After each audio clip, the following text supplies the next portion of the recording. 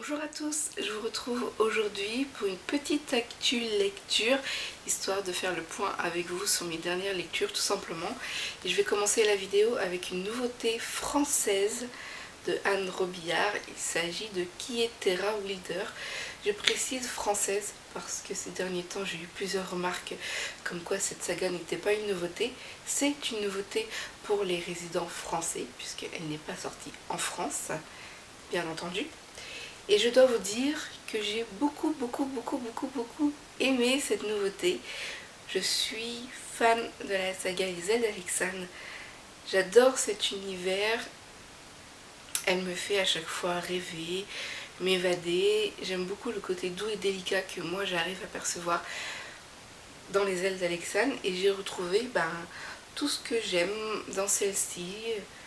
Pour moi, Anne Robillard, dans ces univers-ci, donc celle-ci et puis l'autre, elle a un petit côté doux, délicat, une plume très douce. Et c'est ça qui me plaît beaucoup en fait, et qui fait que j'accroche tout autant. Alors pour le moment de cet auteur, j'avoue franchement que j'ai une nette préférence pour Les Ailes d'Alexandre. C'est ma saga favorite de cet auteur. Et ensuite j'aime beaucoup Terra Wilder. Donc à voir ce que le deuxième tome me réservera. Mais pour l'instant cet auteur est une très belle découverte. Et j'aime beaucoup. Alors ensuite je vais poursuivre avec mon must read de cette année. Et jusqu'ici il n'a pas été détrôné. Donc il s'agit en fait de Nos étoiles contraires de John Green. C'est un livre que j'attendais avec beaucoup d'impatience. Et je dois dire que je n'ai pas été déçue, bien au contraire. C'est un livre qui m'a remué, chamboulé. Il y a tellement d'amour dans ce récit que j'en ai été retournée. C'est très difficile pour moi de parler de cette lecture. Ça a été très difficile également d'écrire une chronique parce que à la lecture j'ai pleuré tellement il y avait beaucoup d'émotions que j'ai réussi à tout ressentir et que ça m'a prise aux tripes en fait, tout simplement. Lorsque j'ai préparé ma chronique, c'était la même chose, et lorsque je la relis en fait c'est exactement la même chose. Toutes les émotions reviennent en pleine figure et du coup j'ai beaucoup de mal à parler de cette lecture sans avoir les émotions qui reviennent. Toujours est-il que c'est un super récit que je conseille tout simplement. J'ai découvert John Green avec cet ouvrage et je dois dire que je ne suis pas déçue. Nos étoiles contraires est juste sublime. C'est pour ça que sur le blog en fait je lui ai donné l'étiquette de Must Read Book 2013. Donc c'est en gros mon must have lecture de cette année. Et pour l'instant il est tout seul dans sa catégorie parce que bon, vous me direz que l'année vient de commencer, c'est certain, mais jusqu'ici il n'y a aucun autre livre qui m'a prise au trip comme celui-ci. Bien entendu il y a des lectures que j'ai adorées comme vous allez le voir, mais rien n'arrive pour l'instant aux chevilles de Nos étoiles contraires. C'est un livre magnifique et je vous le recommande franchement. Voilà, c'est tout ce que je peux vous dire. Si cet ouvrage vous intéresse, sachez que il y a une vidéo sur la chaîne, il y a une chronique sur le blog, donc vous avez le choix. Et puis franchement, tentez l'aventure parce que c'est un magnifique ouvrage. Ensuite, je poursuis avec quelque chose de plus, comment dire, de plus folichon, c'est-à-dire qu'il fallait que je me remette de mes émotions. Et rien de tel que la bitlite pour ça. Donc ici c'est Minuit, le troisième tome de Lara Adrian. Et c'est une saga que j'adore. Tout comme La confrérie de la Dague Noire.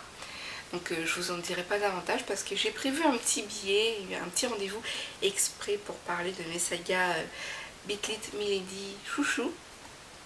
Mais c'est une très bonne suite. Et franchement, quand par exemple je suis bouleversée par un livre ou quoi, et je me tourne directement vers un livre de la collection Bitlite Milady parce que ça me fait du bien. Voilà, tout simplement. Ensuite, j'ai poursuivi avec un livre qui me faisait envie depuis super longtemps. Il s'agit en fait de la saga de Jenny Han, l'été où je suis devenue jolie. Donc il me tentait depuis tellement longtemps que avec tous les envies et l'ivresse, que toutes les sagas commencées, c'est un peu difficile des fois de savoir ce qu'on veut acheter, qu'est-ce qui nous ferait super envie comme lecture, et du coup je vous avoue que j'ai pas pensé à l'acheter, puis le temps passe et puis ça sort chez Françoisir et au final je l'ai trouvé à la bibliothèque et j'étais super contente. Et franchement, peut-être que comparé à d'autres, c'est pas un livre qui m'a transporté super loin, surtout comparé à Nos étoiles contraires, mais je dois dire que c'est une très belle découverte et ce premier tome annonce une saga prometteuse. Donc j'ai vraiment passé un agréable moment. Et j'ai franchement hâte de lire le tome 2 qui est également disponible dans ma bibliothèque.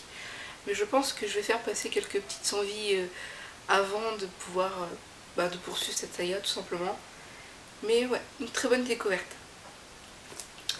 Alors ensuite, je poursuis avec une saga.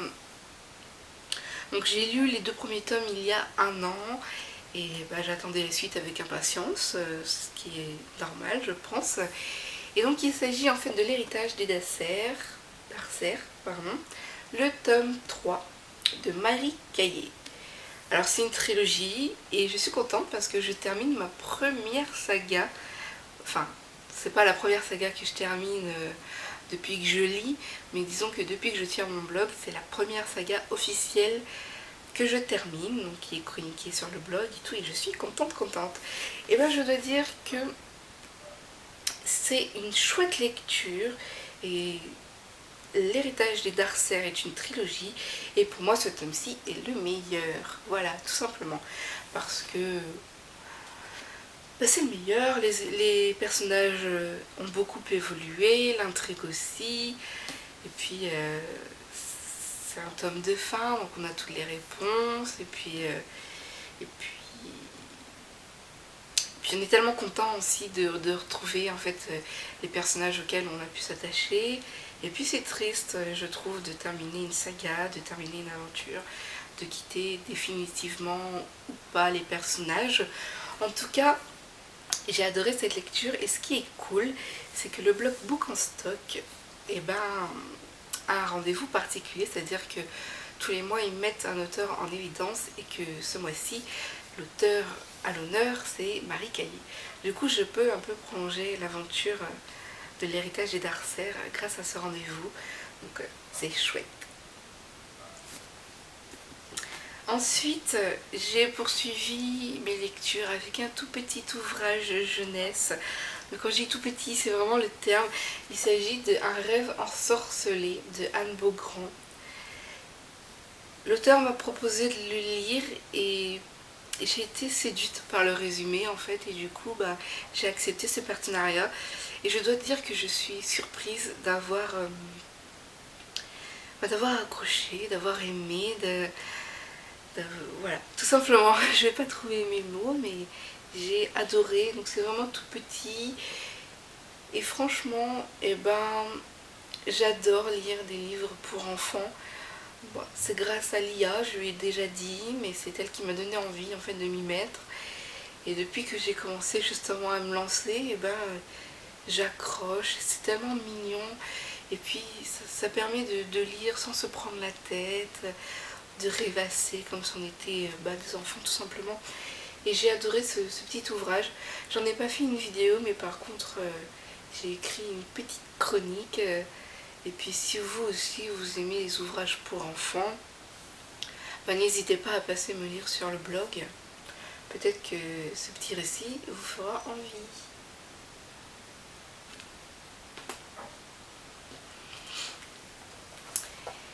Et voilà, tout doucement la vidéo se termine et je vais conclure celle-ci avec le dernier ouvrage que j'ai lu. Il s'agit de Récolte la tempête de Jean-Albert Mazot. Alors, je l'ai emprunté à la bibliothèque parce que j'avais besoin ce jour-là d'emprunter des livres très courts ou très légers pour ne pas casser mon rythme des lectures et pour avoir vraiment l'impression d'avancer. Et du coup je l'ai emprunté parce que j'ai vu le logo Macadam, une collection que j'aime beaucoup. Et puis parce qu'il était court aussi, je n'avais pas lu le résumé, je l'ai emprunté voilà, avec des critères un peu stupides, mais bon, que voulez-vous. Alors, je suis bien contente de l'avoir lu, c'est une belle découverte parce que il m'a permis de comprendre qu'il y a certains sujets qui ne sont pas faits pour moi, que je n'aime pas lire. Tout ce qui touche à la guerre, à la violence et j'en passe, ce n'est pas trop pour moi, mais alors pas du tout. Néanmoins, dans cet ouvrage, ce que j'ai apprécié, c'est le message d'espoir délivré par l'auteur. Et du coup, c'est ça qui fait que c'est pas une réelle déception. De toute façon, je ne peux pas le qualifier comme tel. Mais en gros, ça reste une belle découverte, mais sans plus. C'est-à-dire qu'une fois que j'aurai posté la vidéo et que j'aurai rendu le livre à la bibliothèque, il ne va pas me rester dans les mémoires bien longtemps. Tout simplement. Donc j'en ai fait une chronique où j'ai essayé de développer au maximum ce que j'ai aimé et ce que je n'ai pas aimé. J'ai essayé de faire ça avec diplomatie. Après, en gros, en quelques mots, eh ben, je ne suis pas le bon public pour ce type d'ouvrage, même si la collection Macadam, c'est une collection pour ados ou dans le genre. Voilà, il y a, je pense, des sujets qui plaisent à d'autres et qui ne plaisent pas à d'autres. Tout simplement, moi, en lecture, j'ai besoin de m'évader, j'ai besoin de rêver, j'ai besoin de... Voilà, de ne pas me prendre la tête et surtout de rêver, de m'évader, de voyager dans des univers parallèles entre guillemets. Et cet ouvrage ne m'a pas fait rêver.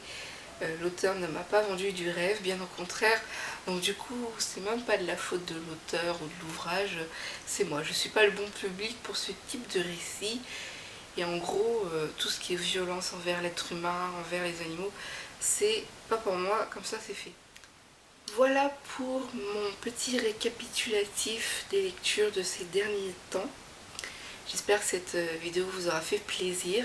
En tout cas, c'est vraiment une joie de partager ce que je lis avec vous au travers de ces petites vidéos. J'espère que vous appréciez tout autant que moi. Pour tous les livres que je vous ai présentés, les chroniques écrites sont sur le blog. Et puis pour certaines d'entre elles, il y a des vidéos. Donc normalement, j'ai glissé des petites annotations pour vous indiquer lesquelles vous pouvez trouver sur la chaîne de vidéos. En tout cas, je vous retrouve très vite avec de nouvelles publications.